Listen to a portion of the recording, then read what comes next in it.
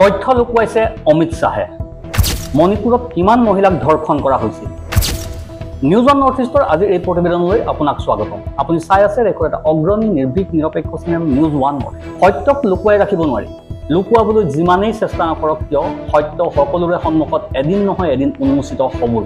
গৃহমন্ত্ৰী অমিত শ্বাহে নিজৰ বিফলতা লুকুৱাবলৈ আজিকালি লুকা ভাকুৰ খেলা খেলিছে তেওঁ হয়তো ভাবিছিল যে তেওঁ যি ক'ব বা যিবোৰ তথ্য দিব জনসাধাৰণে বিশ্বাস কৰিবলৈ বাধ্য হ'ব কিন্তু তাতেই তেওঁ ভুল কৰিলে তেওঁৰ চুৰি ধৰা পৰিল প্ৰথমে অনুপ্ৰৱেশকাৰীসকলৰ বিষয়ে তেওঁ কিছুমান বেলেগ তথ্য দাঙি ধৰিছিল আৰু এতিয়া যিটো কৰিলে সেয়া শুনি মণিপুৰৰ মহিলাসকলে তেওঁক কেতিয়াও ক্ষমা নকৰিব গৃহমন্ত্ৰী অমিত শ্বাহে 10 অক্টোবৰত নতুন দিল্লীত দৈনিক জাগৰণৰ এক কাৰ্যসূচীত অনুপ্ৰৱেশ জনসংখ্যা পৰিৱৰ্তন আৰু গণতন্ত্ৰৰ বিষয়ে ভাষণ দি মুছলমান জনসংখ্যা বৃদ্ধিৰ সৈতে অনুপ্ৰৱেশৰ সংযোগ স্থাপন কৰে তেওঁ দাবী কৰে যে মুছলমান জনসংখ্যাৰ বৃদ্ধিৰ হাৰ হৈছে 24.6% যেটো প্ৰজনন হাৰৰ বাবে নহয় বৰঞ্চ পাকিস্তান আৰু বাংলাদেশৰ পৰা হোৱা অবৈধ অনুপ্ৰৱেশৰ ফল গৃহমন্ত্ৰী অমিত শ্বাহে 1951 চনৰ পৰা 2011 চনলৈকে হোৱা লোকপিয়লৰ তথ্য উদ্ধৃতি দিছে কিন্তু তেওঁ বৰ্তমানৰ পৰিসংখ্যাৰ বিষয়ে কোনো তথ্য দিয়া নাই অমিত শ্বাহে পিছত এইবোৰ তথ্য নিজৰ এক্স হেণ্ডেলত টুইট কৰিছিল তথ্যানুসন্ধানকাৰী জবেৰে সঠিক পৰিসংখ্যা দাঙি ধৰি গৃহমন্ত্ৰী অমিত শ্বাহক উদ্দেশ্যি লিখিছে যে আপুনি ডিলিট কৰা টুইটটোত আপুনি কৈছিল যে ভাৰতত মুছলমানৰ জনসংখ্যা এতিয়া 24.6% হৈছে অৰ্থাৎ যেটো 2014 চনত 15ৰ পৰা 16% আছিল সেয়া বিজেপি চৰকাৰৰ 11 বছৰীয়া শাসনৰ পিছত এতিয়া 24.6 হৈছে আৰু ইয়াৰ কাৰণ আপুনি বৃদ্ধি আৰু অনুপ্ৰৱেশ বুলি দেখুৱাইছে তেন্তে প্ৰশ্ন হয় 11 বছৰ কাৰ চৰকাৰ চলিছে গৃহমন্ত্ৰীয়ে কি কৰি আছে দৈনিক জাগৰণৰ কাৰ্যসূচীত শ্বাহে কয় যে 1951 চনৰ লোকপিয়লত হিন্দুৰ জনসংখ্যা 84% আৰু মুছলমানৰ 9.8% আছিল 1971 চনত হিন্দুৰ জনসংখ্যা 82% আৰু মুছলমান 11% আছিল 1991 চনত হিন্দু 81% আৰু মুছলমান 12.21% আছিল আৰু 2011 চনত হিন্দুৰ জনসংখ্যা 79% আৰু মুছলমানৰ জনসংখ্যা 14.2% আছিল তেওঁ পুনৰ দুহাৰে যে মুছলমান জনসংখ্যাৰ বৃদ্ধিৰ হাৰ 24.6% বৃদ্ধি হৈছে যেটো প্ৰজনন হাৰৰ বাবে নহয় অনুপ্ৰৱেশৰ ফলতহে হৈছে তেওঁ অসম পশ্চিম বংগ আৰু ঝাৰখণ্ডৰ জনজাতীয় অঞ্চলৰ উদাহৰণ দাঙি ধৰিছিল শ্বাহে ডিলিট এণ্ড ডিপৰ্ট নীতিৰ কথা উল্লেখ কৰি অনুপ্ৰৱেশকাৰীসকলক ৰাজনৈতিক আশ্ৰয় দিয়াৰ বাবে বিৰোধী দলক দোষাৰোপ কৰিছে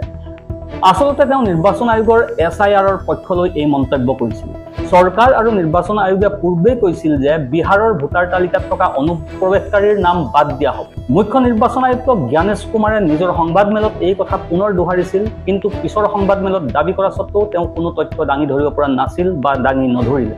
এইখিনিতে গৃহমন্ত্ৰী অমিত শ্বাহৰ মিথ্যাচাৰ ধৰা পৰিছে আন এটা আচৰিত কথা যে গৃহমন্ত্ৰী অমিত শ্বাহৰ মন্ত্ৰালয়ৰ তৰফৰ পৰা কোৱা হ'ল যে যিটো শুনি আমি স্তম্ভিত হৈছো সত্যক কেনেকৈ অস্বীকাৰ কৰা হ'ব সেই কথা ভাবি সৰ্বসাধাৰণ ৰাইজ মাত্ৰেই আচৰিত হৈছে যদি কওঁ যে 2023 চনত মণিপুৰত মহিলাৰ সৈতে জড়িত কোনো হিংসাত্মক ঘটনা ঘটা নাছিল তেন্তে আপুনি বিশ্বাস কৰিবনে কিন্তু অমিত শ্বাহৰ গৃহ মন্ত্ৰালয়ৰ অধীনস্থ বিভাগে ঠিক তাকেই কৰিছে 2023 চনত গোষ্ঠীগত সংঘাতৰ সময়ত মণিপুৰত বহুতো অট্টালিকা জ্বলাই দিয়া হৈছিল ব্যাপক ৰূপত হিংসা বিয়পি পৰিছিল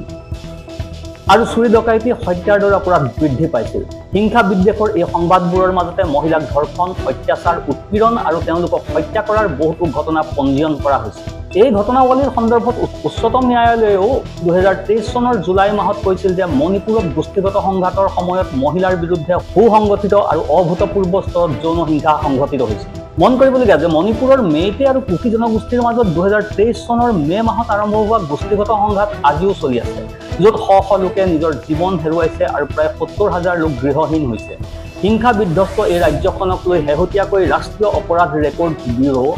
চমুকৈ NCRBয়ে 2023 চনৰ তথ্য প্ৰকাশ কৰিছে এই তথ্যত প্ৰকাশ পাইছে যে ইয়াত প্ৰায় সকলো শ্ৰেণীত অপৰাধ বৃদ্ধি পাইছে কিন্তু মহিলাৰ বিৰুদ্ধে অপৰাধৰ ক্ষেত্ৰত এই প্ৰতিবেদনে এক আচৰিত তথ্য দাঙি ধৰিছে দা হিন্দুৰ প্ৰতিবেদন অনুসৰি য'ত মহিলাৰ বিৰুদ্ধে অপৰাধৰ বেছিভাগ শ্ৰেণীতে যোৱা বছৰৰ তুলনাত হ্ৰাস দেখা গৈছে সংবাদ প্ৰতিষ্ঠানটোৱে NCRBৰ তথ্যৰ উদ্ধৃতি দি কৈছে যে মণিপুৰত অগ্নিসংযোগৰ ঘটনা 2022 চনৰ 27টাৰ পৰা 2023 চনত 6203টালৈ বৃদ্ধি পাইছে অপহৰণৰ গোচৰ 1টাৰ পৰা 1213টালৈ বৃদ্ধি পাইছে মাৰপিটৰ গোচৰ 84টাৰ পৰা 5421টালৈ বৃদ্ধি পাইছে হত্যাৰ সংখ্যা 2022 চনৰ 47টাৰ তুলনাত 2023 চনত প্ৰায় 3 গুণ অৰ্থাৎ 151টালৈ বৃদ্ধি পাইছে হত্যাৰ চেষ্টাৰ গোচৰো 153টাৰ পৰা 818টালৈ বৃদ্ধি পাইছে। একেদৰে সম্পত্তিৰ সৈতে জড়িত অপৰাধো বৃদ্ধি পাইছে। লুটপাটৰ গোচৰ 7টাৰ পৰা 330টালৈ বৃদ্ধি পাইছে। আনহাতে চুৰিৰ গোচৰ 1286টাৰ পৰা 2394টালৈ বৃদ্ধি পাইছে। গোষ্ঠীসমূহৰ মাজত শত্ৰুতা বৃদ্ধি কৰাৰ সৈতে জড়িত গোচৰো 15টাৰ পৰা 473টালৈ বৃদ্ধি পাইছে। কিন্তু NCRBৰ তথ্যই কয় যে মহিলাৰ বিৰুদ্ধে অপৰাধ বৃদ্ধি হোৱা নাই, বৰঞ্চ মহিলাৰ বিৰুদ্ধে অপৰাধত 30% হ্ৰাস দেখা গৈছে। এই 30% হ্ৰাস নিজৰ মাজতে আচৰিত কৰা বিষয়। ধৰ্ষণৰ গোচৰৰ সংখ্যা 2022 চনত 42টাৰ পৰা 2023 চনত 27টালৈ হ্ৰাস পাইছে। আনহাতে মহিলাৰ মৰ্যাদা হানিকাৰক আক্ৰমণৰ গোচৰ 67টাৰ পৰা 66টালৈ হ্ৰাস পাইছে আৰু যৌন নিৰ্যাতনৰ গোচৰ 5টাৰ পৰা 1টালৈ হ্ৰাস পাইছে। যৌন অপৰাধৰ পৰা শিশু সুৰক্ষা আইন পক্সো এক্টৰ অধীনত নাবালিকা ছোৱালীৰ ধৰ্ষণৰ গোচৰটো সামান্য হ্ৰাস দেখা গৈছে 44টাৰ পৰা 43টালৈ। এইটোৱেই এক বিড়ম্বনা যে 2023 চনৰ মে মাহত যৌন হিংসাৰ বহুতো বাতৰি পোহৰলৈ অহাৰ পিছতো ইয়াৰ সংখ্যা হ্ৰাস হোৱাহে দেখুওৱা হৈছে। জুলাই 2023ত মণিপুৰৰ কুকি জৌ সম্প্ৰদায়ৰ 10জন বিধায়কে এক বিবৃতি জাৰি কৰিছিল, য'ত 3 মে'ৰ পৰা কমেও 4টা ঘটনাৰ উল্লেখ আছিল, য'ত তেওঁলোকৰ সম্প্ৰদায়ৰ মহিলাসকলক ধৰ্ষণ কৰা হৈছিল বা হত্যা কৰা হৈছিল। সংবাদ সূত্ৰে পোৱা FIRত কোৱা হৈছে যে ইম্ফল পূবৰ এটা কাৰ ৱাছ চেণ্টাৰত কাম কৰা মহিলাক 4 মে'ত প্ৰায় 100ৰ পৰা 200জন দুষ্কৃতিকাৰীৰ এটা দলে হাৰাশাস্তি কৰিছিল। মহিলাৰ বিৰুদ্ধে অপৰাধৰ এই পঞ্জীভুক্ত হ্ৰাসক অন্যান্য অপৰাধৰ শ্ৰেণীত হোৱা বৃদ্ধিৰ সৈতে তুলনা কৰিলে মহিলাৰ সৈতে জড়িত অপৰাধসমূহ বৃহৎ পৰিসৰত কমকৈ ৰিপৰ্টিং হোৱাৰ ইংগিত দিয়ে। অৱশ্যে মহিলাৰ বিৰুদ্ধে হোৱা অপৰাধৰ কম ৰিপৰ্টিং সমগ্ৰ ভাৰতৰে এক সাধাৰণ প্ৰৱণতা, যিটো মূলতঃ সামাজিক লাঞ্ছনা বা তথাকথিত সন্মান হানি হোৱাৰ ভয়। মণিপুৰৰ ঘটনাই এই সমস্যাটোক অধিক স্পষ্টকৈ তুলি ধৰিছে। এতিয়া বুজিবলৈ কঠিন হৈছে যে গৃহমন্ত্ৰী অমিত শ্বাহে কিয় আজিকালি তথ্যৰ এনে খেলিমেলি কৰিছে, কিন্তু তেওঁ যি দেখুৱাবলৈ বা ক'বলৈ চেষ্টা কৰিছে তাত তেওঁ সফল তিল মাত্ৰও হ'ব পৰা নাই। Bureau report, news one north east.